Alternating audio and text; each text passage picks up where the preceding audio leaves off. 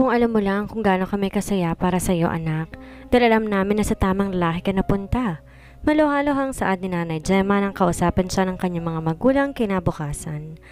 Baka sila umalis pupunta ng simbahan na pagdarausan ng kanilang kasal ni Lorenzo. Nasa loob lang din yon ng Hacienda Ramona. Masaya ako dahil alam ko na wala kaming dapat ipag-alala kahit mahiwalay ka na sa amin. Kasi alam naman namin na kayang pantayan o higit pa ni Lorenzo ang pagmamahal at pag-aalaga namin sa'yo. Nang dahil doon kaya't nababawasan ang lungkot na nadarama namin ng tatay Dante mo. Dahil pagbalik namin sa Siargao kahit sa bahay na binili ni Amelie para sa amin, hindi ka na namin kasama. Mabuti na lang at hindi pa naisipan ng kapatid mong ituloy agad ang kasal nila ni Jason. May oras pa kami para masolo namin siya. Buhat doon matipid na napangiti ang ina ng dalaga. Natipid pero kitang-kita sa mga mata nito ang matinding saya dahil sa wakas muli nitong nakasamang anak na matagal nang nahiwalay sa kanila. Wala pong makakahigit o makakapantay sa pagmamahal at pag-aalagang ibinigay niya sa akin noon ni Tayatay at Nanay. Emosyonal ding saad ni Ana tinawakan ng kamay ng ina. Pero tama ho kayo, wala ko kayong dapat ipag-alala sa akin kapag naikasal na kami ni Lorenzo. Dahil kahit di man niya ako mapantayan, alam ko hindi naman niya ako pababayaan kahit ano man ang mangyari. Alam na alam ko po na mamahalin niya ako na higit pa sa buhay niya. Tama ka dyan, anak. Nakangiting inakbayan siya ni Tatay Dante. Unang kita ko palang noon kay Lorenzo, yun na agad ang napansin ko sa kanya, ang pagmamahal niya sa iyo na higit sa kanyang sarili. Kaya agad ko siyang tinanggap noon sa puso ko bilang mapapangasawa mo. Dahil alam ko handa rin siyang gawin ang kaya kong gawin para sa iyo. Madamdaming wika rin ito sa kanya. Tuluyan ang pumatak ang mga luha ni Ana dahil sa madamdaming pag-uusap nila ng kanyang mga magulang. Ngayon niya mas masasabi na isa siya sa pinakaswerteng nilalang ng Diyos. Di man sa mga material na bagay kundi sa mga taong nagmamahal sa kanya. Pasensya na po kayo, Nay, Tay, kung di ko po natupad ang pangako ko sa inyo noon na magtatapos muna ng pag-aaral bago mag-asawa. Kapag kway saad ni Ana matapos ng punasan ang kanyang mga luha na nag-unahan sa pagpatak. Nangako naman ho sa akin si Lorenzo na kahit kasal na kami, susuportahan niya pa rin ang pag-aaral ko hanggang sa matapos ko natitirang semester. At pangako ko sa inyo, iaari ko pa rin sa inyo ang magiging medal at diploma ko. Ngumiti si Ana habang lumuluha na naman ang kanyang mga mata. Patid ng Diyos kung gaano siya ka-excited at kasaya sa magiging kasal nila ni Lorenzo mamaya. Dream come true na kaya ito ni Ana? Ang maikasal sa lalaking matagal ng pangarap ng kanyang puso. Kapwa na nakangiti at sabay na ginagap ni na Tatay Dante at Nanay Gemma magkabilang kamay niya habang nakatingin sa kanya ang namumulang mga mata ng mga to dahil sa pag-iyak. Masaya kaming marinig ang plano niyong yon ni Lorenzo, anak, dahil para din naman yon sa kinabukasan mo. Iba pa rin na nakapagtapos at may maipagmamalaking diploma kahit nakapag-asawa ka ng bilyonaryo, ang kanyang ama. Pero gusto naming malaman mo na okay lang din na sa amin na mag-focus ka muna sa buhay mag-asawa bago mo tapusin ang pag-aaral mo. Proud na proud pa rin kami sa iyo, may diploma ka man o wala. Dugtong naman ng kanyang ina. Basta't kung saan ka magiging masaya, anak, susuportahan ka namin. At alam din namin susuportahan ka rin na magiging asawa mo. Muling nanubig ang mga mata ni Ana dahil na rin sa sensibilidad na nararamdaman niya mula sa kanyang mga magulang. Maraming salamat po, Nanay, Tatay. Palagi niyo rin po sanang tatandaan na mahal ko kayo. Na kahit ninyo ako kasama palagi, hindi naman ho kayo mawawala dito. Luhaang itinuro niya ang kaliwang dibdib bago niya niyakap na mahigpit ang mga to. Gumante na mahigpit ding pagyakap ang kanyang mga magulang at nasa ganong sitwasyon nila nang pumasok din sa kanyang silid si Amelie na nakasuot din ng gown. Ito ang kanyang maid of honor. Habang sa Jason naman ang best man ni Lorenzo. Nagpaubaya na lang muna si Axel at ito naman ang magiging best man ni Jason kapag kinasal. Paano ba yan? Nabura ng makeup mo. Paano pa matutuloy ang kasal ninyo ni Lorenzo? Pabirong bungad sa kanya ni Amelie nang maabutan sila sa ganong tagpo at nakita ang mukha ni Ana, hilam ng luha. Sayang ang napakamahal na bayad yan sa artist mo. Kapag ko ay nakangiting lumapit sa kanyang kapatid at hinawakan ng kamay niya. But that's okay. Mahal na mahal ka naman, Lorenzo eh. Handang magbayad yun kahit ilang artist pa para sa bride niya. Dagdag pa nito, nakinangiti lang ni Ana. Kahit ang mga makeup artist at hairstylist niya na nasa sulok lang at nakikinig lang sa drama ng kanilang pamilya ay napangiti. Sina nanay at tatay kasi, ang daming drama. Kunwari, reklamo niya sa naglalambing na tono. Napaiyak tuloy ako. Ko? Kapag naging magulang kayo at nagkaroon ng mga anak balang araw, baka sobra pa sa nararamdaman namin ngayon ang maramdaman ninyo. Depensa naman agad ni Nanay Gemma. Akala nyo siguro madali lang ipaubaya sa iba ang mga anak na kayo ang nagluwal at nagpalaki? Maswerte lang kalaga kami ng tatay Dante nyo at sa mga Mondragon kayo napunta kaya't panatag kami ng ganto. Oo nga, tama ang nanay ninyo mga anak. Segunda naman ng kanilang ama. Kung ibang lalaki lang, noon kang papayag kami na basta na lang paikuti ng ganto. Baka mapatay ako noon. Di na pigilan ni na Ana at Amelie ang matawa. Pero alam nila na kahit pabiro may bahid ng katotohanan ang sinabing iyon ni Tatay Dante. Ilang minuto pang nag-usap at nagdrama ang kanilang pamilya sa silid na iyon bago inutusan ni Amelie mga artist ni Ana na i-retouch ang makeup niya dahil kailangan nilang pumunta sa simbahan. Baka raw atakihin na sa puso si Lorenzo sa paghihintay at isiping hindi to sinipot ni Ana. Walang pagsidla na saya ang puso ni Ana nang bumukas ang pintuan ng simbahan at nagsimula siyang maglakad sa aisle. Di niya mapigilang humanga sa magarbong disenyo ng simbahan. Bawat detaling nakikita ng kanyang mga mata, bakas ang karangyaan. Kahit maiksing panahon lang inilaan sa paghahanda noon, bumawi naman sa halaga ng mga yon na hatid niyang hindi biro. At bawat panauhin yata sa loob ng simbahang yon na alam niyang mga kamag-anak at malalapit na kaibigan ni na Lorenzo ay hindi rin basta-basta. Sa mga kasuotan at alahas pa lang ng mga ito, ramdam na ni Ana na mga sandaling iyon, napapalibutan siya ng mayayaman at matataas na tao sa lipunan. Magkahalong kaba at excitement na nadarama niya na makita niya ang kanyang mga magulang na nakatayo sa gitna at naghihintay sa kanya. Ngunit ang kabang yon unti-unting nabawasan sa pangiti ng kanyang nanay Gemma at tatay Dante. Sa kabila ng pagluha ng mga to na tanda ng kagalakan, kahit ang kanyang amang lalaking lalaki, sa suot nitong barong Tagalog, panay din ang punas ng puting panyo sa mga mata nito. Sakalang naramdaman ni Ana ang unti-unting pagpatak ng kanyang mga luha habang palapit siya sa kanyang mga magulang.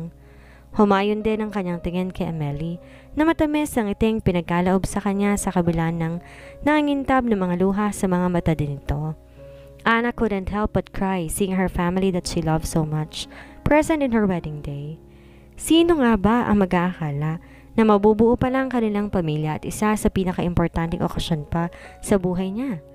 Sa kabila ng mga luha niya dahil sa sobra-sobrang sayang nadarama, kumakabog ang puso ni Ana at napuro yun ang damdamin ng sa wakas, lumipad ang kanyang tingin sa lalaki matyagang naghihintay sa mabagal niyang pagmamarcha. Nakatayo ito sa dulo ng aisle habang nakangiti.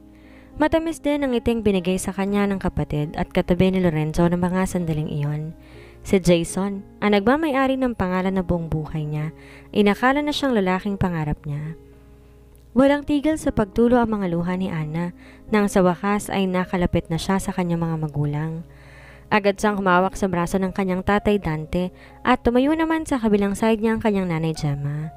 Napakaganda mo anak. Hindi ko mapigilang umiyak kasi ikaw ang pinakamagandang bride na nakita ko. Namamangha na puri sa kanya ng ina nang tumingalato sa kanya habang nakangiti. Oo nga anak, wala kang kasing ganda sa araw na to. Sabi naman ng kanyang ama nang balingan siya at nagsimulang humakbang ng mabagal lang. Masaya ako na makita kang nararanasan ng ganito karangyang kasal. Ganito ang kasal na pangarap ko sana ibigay noon sa nanay ninyo. Hindi lang ako kasing swerte sa buhay na mapapangasawa mo. Pero katulad ng ako ni Lorenzo na bilyonaryo, bibigyan ko rin ang nanay ninyo ng... Huwag mo nang panghinayangan ang nakaraan, Dante. Dahil hindi mo man naibigay sa akin ang pangarap kong kasal, alam mo na walang kasing sayang nararamdaman ko nang pakasalan mo ako noon sa huwes. Kahit pansit at buns lang ang handa natin noon, isa yon sa mga pangyayari sa buhay ko na kailanman hindi ko ipagpapalit. Agad namang saway ni Nanay Gemma sa asawa. Biglang pumiyok ang boses nito, kaya tumahimik na lamang bigla. Gayunman kinangiti yon ni Ana. Dilingid sa kanya ang bagay niyon at ang wagas na pagmamahala ng kanyang mga magulang. Kahit matatanda na, kaya nga ang mga itong numero 1, iniidolo niya pagdating sa pag-ibig. Nangangarap din siya na sana maging katulad ng kanyang mga magulang ang pagsasama at pagmamahala nila ni Lorenzo balang araw. Lalo pa nga naging emosyonal ang pakiramdam ni Ana Nang ilang hakbang na lamang ay makakalapit na sila kay Lorenzo. Wala siyang pakialam kahit masira pa ba ng makeup niya.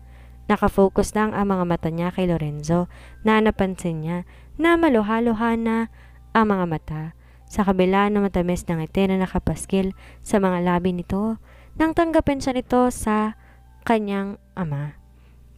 Kahit sa Jason, halata din ang excitement sa mukha nito habang nakatingin kay Ana.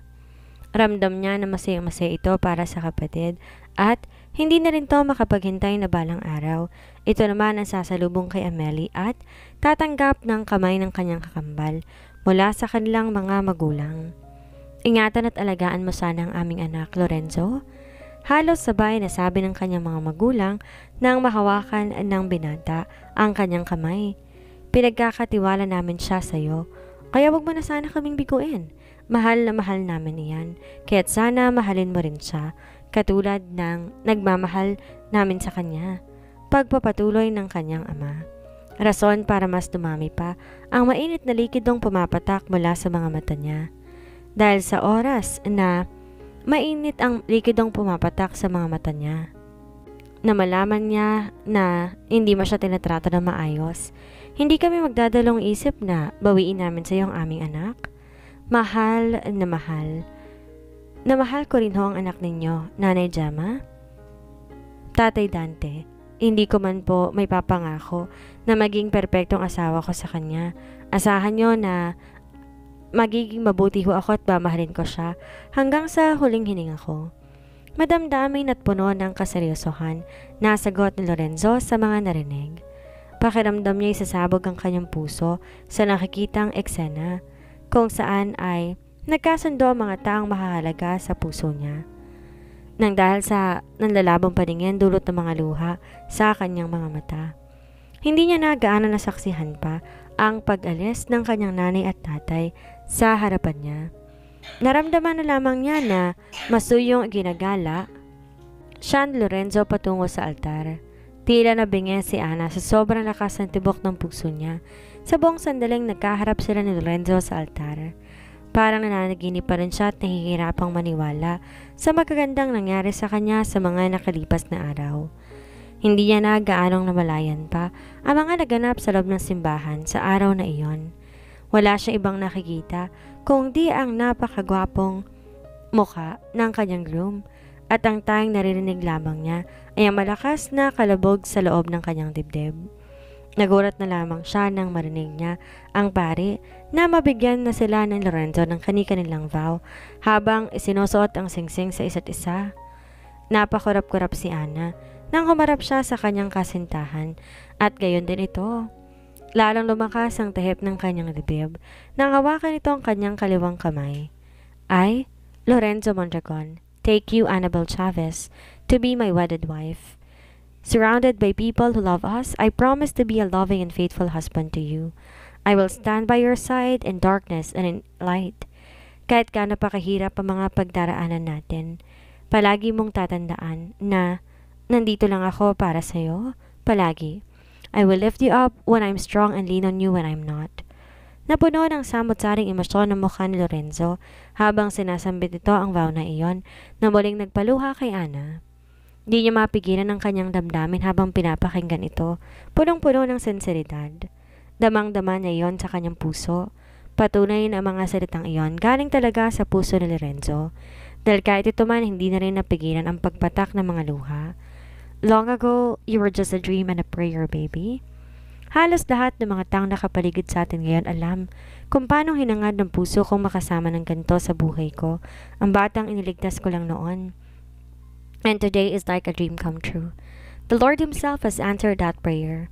I'm forever grateful to Him for leading my way to you. Lorenzo smiled sweetly at her sa kabila ng mga luha na bumabalong sa mga mata nito. Baby Cake, please hayaan mo akong mahalin at alagaan ka. Mula sa araw na to hanggang sa huling araw ko sa mundong to. Hayaan mo ibigay ko sa iyo ang lahat ng mga bagay na makapagpapasaya sa iyo sa abot ng aking makakaya. At kung sakali mang dumating ang araw na babawiin na ng Diyos ang hiram nating buhay, hihilingin ko sa Kanyang hayaan niya ako makasama ka ulit kung posible man ang second life na sinasabi nila. Dahil kahit paulit-ulit man akong ipanganak sa mundong to, walang ibang mamahalin ng puso ko kundi ikaw lang, Ana. Ikaw at ikaw lang gusto kong pakasalan at maging asawa. I love you so much, my baby. Today and all the days of our life. Mas naging madamdamin pa ang mga pahuling salita ni Lorenzo, lalo na nang isuot na nito ang singsing sa kanya. Wala naman tigil sa pagdaloy ang mga luha ni Ana dahil sa labis na kaligayahang nadarama ng kanyang puso nang sabihin sa kanya ng pare na siya man daw ang kailangang magbigay ng vow sa kanyang groom. Akbang aabotin niya na ang microphone mula sa pare na masuyo yung agawin ni Lorenzo at may paggalang na kinausap nito. Father, pwede ho ba na huwag niyo na siyang hinga ng vow? Di yan naman kailangan mangako para patunayan ang pagmamahal niya sa akin. Ang sumama sa akin dito sa Hacienda Ramona at pumayag na magpakasal sa akin ay sapat na.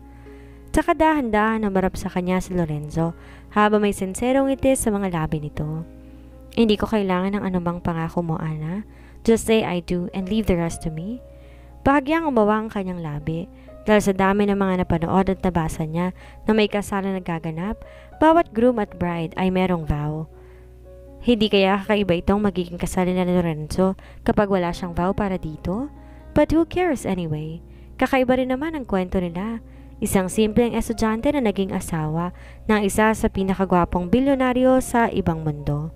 Isang pangarap na isang iglap lang biglang natupad. Unti-unti sumilay ang matamis ng ngiti sa mga labi ni Ana. Nakinuha niya ang kamay ni Lorenzo at walang pag-aalilangang sinuot ang daliri nitong singsing na hawak niya. Kahit ang pare na nakawitness sa kaibang kasalan na iyon, napangiti na lang din na matamis bago ito nagtanong sa lahat ng nararoon kung may tututol ba sa kasalang iyon. Pero panatag si Ana na walang hahadlang sa pagmamahalan nila ni Lorenzo. Gayon din ang kanilang groom, dahil alam naman nilang pareho na wala silang sinagasaang tao nang pinili nilang mahalin ng isa't isa. Then I now pronounce you husband and wife. Sa wakas ay nakangiti pa rin na wika ng pare bago tumingin kay Lorenzo. You may now kiss the bride. Sambit nito sa isang sikat na linyang akalain ni Ana na marinig niya mismo at sa mismong kasal niya pa. Sa harap ng dream boyfriend lang niya noon pero opisyal niya ng asawa ngayon. Sa tinura na iyon ng paring nagkasal sa kanila ni Lorenzo, napuno na masigabong palakpakan ang buong simbahan. Samantalang mas naging eratiko pa ang tibok ng puso ni Ana nang magbaba ng kanyang mukha si Lorenzo upang patakan na masuyong halik ang kanyang mga labi. Lalo lang lumakas ang palakpakan nang tuluyang maglapat ang kanilang mga labi at sa kabila ng katotohanan na mag-asawa na sila sa harap ng Diyos at sa mga tao, pinamulahan pa rin siya ng mukha. Mahal na mahal kita, baby ko. Buong giliw na bulong sa kanya ni Lorenzo bago siya nito niyakap na mahigpit. I promise you na hindi mo pagsisisihan ang araw na to. Muling uminit ang bawat sulok ng mga mata ni Ana nang gumanti siya na mas mahigpit na yakap sa kanyang asawa. Mahal na mahal din kita, Lorenzo. Ngayon at magpakailanman, wala akong pagsisisihan na ikaw ang pinangarap kong maging una at huling lalaki sa buhay ko. Madamdaming wika niya rito, sabay ng pagpatak na masaganang luha mula sa kanyang mga mata. Narinig niya ang tila kinikilig na tawa ni Lorenzo bago nito muling hinagkan at hinalikan ng buong pagmamahal ng kanyang mga labi, dahilan para muling mapuno ang masigabong palakpakan ang buong simbahan. Congratulations to both of you! Pinasaya niyo na naman ng buong Hacienda Ramona. Nakangiting bati sa kanila ng tiyuhin ni Lorenzo na si Tito Kieran. Bago pa man sila pumunta sa reception, ito raw ang ama ni Tucker. At isa naman to sa kasal na magiging parte ng kasaysayan. Biruin nyo, mula entrance ng hacienda hanggang dulo, may nakahanin na litsyong baboy. Ganon kahabang buffet na inhanda ng pamangkin ko para sa iyo, Ana. Maraming salamat po, Tito. At masaya po ako na sa wakas, makikilala kong isa rin sa pinakasikat na hasyendero, hindi lang dito sa Bacolod kundi sa buong mundo. Puno rin ng senseridad na sagot ni Ana, na kinangiti lang ni Lorenzo at ng Tito Kieran nito. Parang alam ko na po kung saan nagmana itong asawa ko. Of course, Iha. Sa akin talaga nagmana ang batang yan. May pagmamalaki pero walang bakas ng pagmamayabang na sagot nito. Dahil wala naman alam sa pagiging hasyenderong ama niyan. Ballpen lang ang alam nung hawakan eh. Hindi win papahawak ng palat palakol. Ikaw talaga, cuz. Hindi ka pa rin nagbabago. Maya-maya naputol ang pagsasalita ni Tito Kieran dahil sa pagsulpot ng ama ni Lorenzo, si Tito David, kasama ng asawa na si Tita Joanna. Akala mo hindi ko narinig? Sinisiraan mo ako sa daughter-in-law ko, ha? Ang matandang to talaga. Iiling-iling na wika ni Tita Joanna. Sinong matanda? Kunway reklamo ni Tito Kieran at saka na lang nagtawanan ang mga ito. Kasama si Lorenzo kaya't natawa na rin si Ana dahil alam naman niya na biruan nga lamang iyon. Congratulations Lorenzo and Ana. Kapag way lumapit din sa kanila si Tito Bernard at Tita Clara na mga magulang naman ni Michael. May magagandang lahin naman ang isisilang sa susunod na taon at malakas ang katubo ko na kung hindi kambal, triplets o quadruplets na naman. Halata excitement na dugtong ni Tita Clara sa sinabi ng asawa nito bago nakangiting humarap kay Ana. Be ready, Iha. Dahil simula ngayon buong mundo na ang mag-aabang sa pagbubuntis mo. Excited ang lahat kung sino sa lahi ng matatandang yan ang unang makakagawa ng quintuplets or a set of 5 babies born in one birth. Sa tingin ko si Ana na yun, Maring Clara. Sabat ni Tita Reza na asawa naman ni Kieran at tumingin kay Tita Joanna. Ano sa tingin mo, Mare? Literal na nanlaki ang kanyang mga mata sa narinig. Kahit dibdib ni Ana ay literal din kinabahan. Ano raw? Maanganak siya ng quintuplets? Sus Mariosep, kakayanin ba ng matres niya ang bumuo ng 5 sanggol sa isang buntisan lang? Hindi niya alam kung ma-excite or matatakot kaya. Napaawang lang ang bibig ni Ana. Kay talaga, masyado niya pong tinatakot ang asawa ko. Naiiling pero nangingiting saway ni Lorenzo sa mga ito, sabay akbay sa kanya. Hindi naman, babe. Sa wakas, nawala ang kaba ni Ana at napalitan ng purong excitement. Parang gusto ko nga na quintuplet sa magiging anak natin, at least isang buntisan at anakan lang. Sa kanya sa biroan ng mga to. Di tapos na agad ang hirap ko? Anong tapos ang sinasabi mo dyan, Iha? Sabay-sabay silang napalingon na marinig ang boses na yon ni Tita Tere na ina naman ni Axel, kasamang asawang si Tito Levi. Agad tumamis ang ngiti sa mga labi ni Ana nang batiin din sila na mag-asawa. Panganay niyo pa lang ni Lorenzo ang quintuplets na yon. Asahan mo na may kasunod pa yung kambal, triplets at quadruplets. That's true, Iha. Wala sa lahi namin ang mahihinang tuhod. Kita mo naman, di ba? Natatawang wika rin ni Tito Levi at saka tinuro ang napakaraming pinsan at mga kaibigan ni Lorenzo na nakapaligid sa kanila. Kahit itanong mo ba dyan kay Tita Reza mo, buntik nang maging 2 dosenang anak niyan at ng Tito Kieran mo. Napuno ng tawanan ng usapan na iyon. Alam na rin kasi ni Ana na sa buong Mondragon ay ang sina Tita Reza at Tito Kieran ang may pinakamaraming anak. Mas naging masaya ang umpukan na yon nang sabay-sabay dumating ang mga magulang ni Nathaniel na sina Tito Nicolo at Tita Ginny. Pati na rin ang half-brother ni Tito Bernard na si Tito Jared at asawa rin ito na si Tita Jane. At ipinalangin mo sana, Iha, na puro babae magiging quintuplets ninyo dahil kung puro lalaki at nagkataong nagmana dyan sa lolo, naku, paniguradong sasakit ang ulo mo. Biro ni Tito Nicolo sa best friend nitong si Tito David na kinatawa lamang niya. Sinabi na sa kanya ni Lorenzo na kilalang playboy noong kabataan nito ang ama at ang inaanak niyang si Nathaniel ang numero 1 nagmana sa matandang yan. Mabuti na lang mababait ang mga anak ko. Wala akong problema sa pagiging babaero. Sabi naman ni Tito Jared pagkatapos magtawanan ng mga to. Anong wala? Hindi mo lang alam. Pabiro namang sagot ng asawa nitong si Tita Jean. Dahil ulo ko lang sumasakit sa mga babae at lalaki na hahabol-habol sa mga anak mo. Nakikinig lang si Ana sa biroan ng mga kamag-anak at kaibigan ng pamilya ni Lorenzo pero aliw na aliw siya. Hindi lingid sa kanya ang naging simula ng pagkakabuo ng samahang iyon dahil kinukwento na yun sa kanya ng asawa. At totoong humahanga siya sa solid na pagkakaibigan ng mga to. Are you okay? Kapag ko ay masuyong tanong sa kanya ng asawa na magkaroon sila ng sandaling pagkakataon para masolo ang isa't isa. Natakot ka ba sa usapan kanina? Nahangiting umiling lang si Ana. At bakit naman ako matatakot? Bala ko naman talagang bigyan ka ng 1 dosena o kahit 3 dosenang anak pa. Bala ko kayang talunin ng Tita Reza mo sa paramihan ng anak. Wow! Namilog ang mata ni Lorenzo. Seriously? Bakit? Anong akala mo sa asawa mo? Mahina? Dagdag biro pa niya sabay tawa. Nope. Kahit kailan hindi ko iniisipan, okay? Hinapit siya nito sa bewang. I know naman, kayang-kaya mo akong bigyan ng maraming anak. At di ko tatanggan ay pagkakalob sa atin ng Diyos. Kahit abutin man na 3 dosena tulad ng sinasabi mo. But I promise, Lorenzo Copterface, makakatuwang mo ako sa lahat ng oras kapag nangyari yon. Hindi ko hahayang mahirapan kang magpuntis, manganak, at magpalaki sa kanila. Nakangiting hinaplos ni Ana ang kanang pisngi ng asawa niya. Alam ko. Kaya nga lumakas din ang loob kong sabihin sa iyon kasi I know, kahit naman karami magiging anak natin, hindi mo ako pababayaan. At alam ko rin magiging mabuting asawa ka sa akin at magiging mabuting ama sa kanila.